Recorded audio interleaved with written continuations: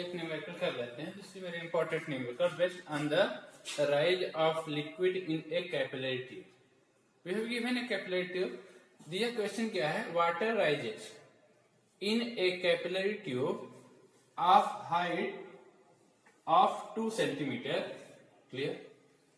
In another capillary tube whose radius is 1/3 of this capillary tube. तो हमें पता करना है how much the water will rise in the another capillary tube. उसमें जो height of the water rise होगा वो कितना होगा. पहला इसका पार्ट है. सेकेंड इसका पार्ट है if the first capillary tube is inclined at an angle of 60 degree. This is the figure, this is the vertical tube. अब इसको हम 60 डिग्री अगर रोटेट करा दें, टिल्ट कर दें, तो with the vertical then what will be the position of water in the tube. Then अब वाटर उसमें कहां पे होगा. तो फिगर से ही समझ लेते हैं कि दिस इज द ट्यूब जिसमें वाटर राइज h है. जब हम इसको टिल्ट करते हैं at an angle 60 degree with the vertical, तो ये अगर 60 डिग्री है तो इस वर्टिकल से ये वाला इन ट्रायंगल, ये हमारा अगर वर्टिकल हाइट h है तो इसके पैरेलल हमने बनाई ये हाइट h. लिक्विड जो उसमें राइज हो रहा है उसने लिया small l. This I have written small l. और ये एंगल कितना हो जाएगा वर्टिकल से? This will be equal to 60 degree. तो this I have written here. ये तो हमारा सेकंड पार्ट का कांसेप्ट है, उसको हम अभी नहीं कर रहे. अभी हम फर्स्ट पार्ट पे आते हैं. तो वी हैव सॉल्यूशन हम करेंगे. सिंस वी हैव h बराबर कितना होता है? 2 sigma cos theta upon r rho into g, where sigma is the surface tension of the liquid, radius of the capillary tube, density of the liquid, acceleration due to gravity, and theta is the angle of contact. ये हो गया. अब हम बात करते हैं r. इससे हम लिख सकते हैं h इंटू r. क्या होगा? This will be equal to 2 sigma cos theta upon rho into g. Now you see surface tension liquid तो आपका एक ही है, हमें उस केस में भी वही लिक्विड लेना है जो हमारे फर्स्ट केस में है. तो for that surface tension will be the constant. Angle of contact for the capillary tube and the water both are the same, only radius is the difference. तो क्या हो जाएगा? Theta will be the constant, density of water will be constant, and g for the place ये आपका constant होगा. This means whole quantity is a constant. मतलब हमारे पास क्या होगा?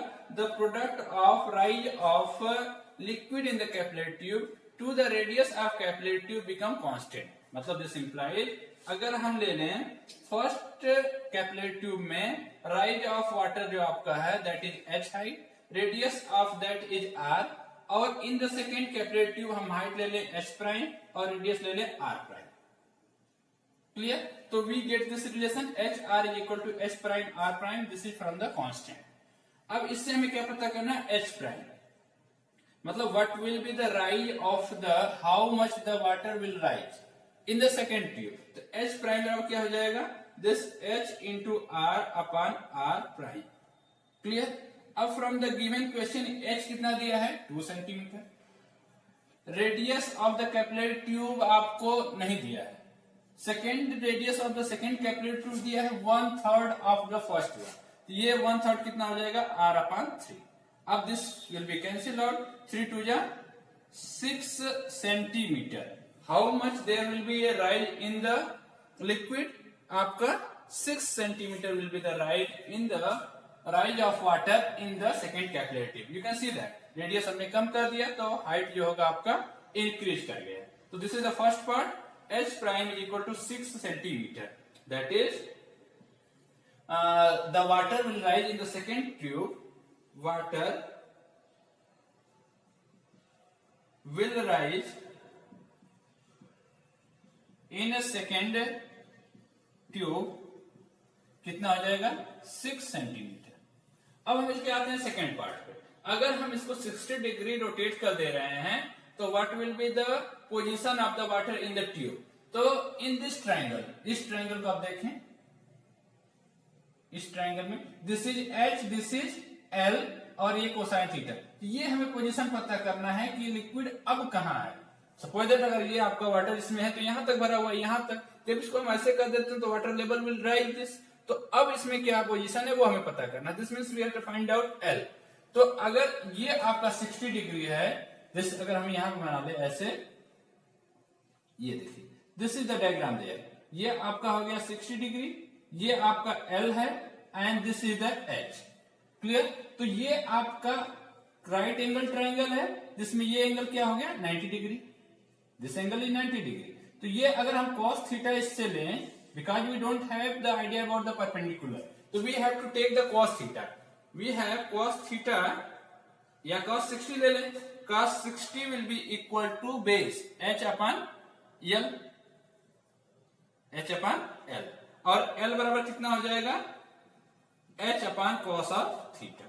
मतलब new position of water L बराबर h अपॉन cos थीटा।